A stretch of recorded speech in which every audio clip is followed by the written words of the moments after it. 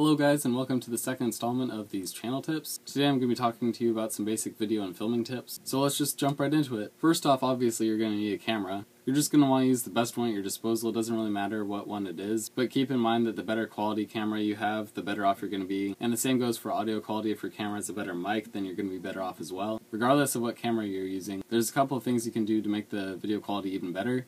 And a really easy way of doing that is investing in a tripod. Whether you're doing videos just like I'm doing now, just sitting down, you could just have it set on something, maybe attached to a tripod. Or if you're out in the field, you could have it attached to a tripod as well, or some other device. Anything that reduces the shakiness of the footage will leave you better off. Next up is lighting. If you are outdoors, there's not a whole lot you can do about the lighting situation, depending on what kind of weather it is. The one thing you can try to do, and it's the same for taking pictures, is try not to shoot into direct sunlight. And in an indoor situation like the one I'm in right now, just try and make sure that your subject has enough light, whether that's a person or an inanimate object. You just want a good lighting. Doing this typically isn't good practice. So getting into some of the more technical features of filming, depending on what you're filming with, you might have some sort of memory storage, and in this case an SD card, and you just want to make sure that you have enough memory for the task at hand. One of the worst things you can have happen is that your battery dies or you run out of memory while you're filming and you're not quite done with the project. When you're filming for online viewers, which most of us do in this day and age, you want to keep in mind that people have relatively short attention spans. Usually you want to keep videos to about 3 and 4 minutes, and that can fluctuate depending on how much content is in your video, but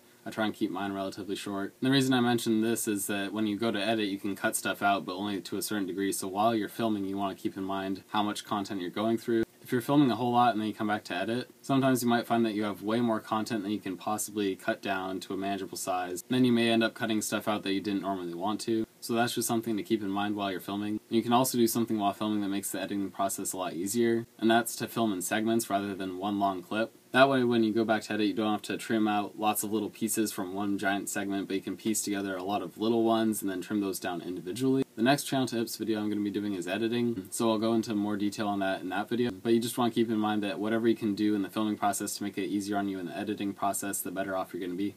I know that not everybody edits their videos. Some people just film on, say, their iPhone or something and then upload it directly. And I think that's really cool that we're able to do that, but in some cases those videos can run a little long. And if you take the extra step to put it into an editor, even Windows Live Movie Maker, or I don't know what the Mac version is, and just take some time to trim up the video a little bit, you can maximize the amount of content per unit of time that you're editing. Like I said, I'll go into further detail on those aspects in the next video. For now though, I think that's going to do it for this video. As always, if you guys have any comments or questions, just leave them below, and or send me a private message. I can do that too. Whatever works for you guys, and I will see you in the next video.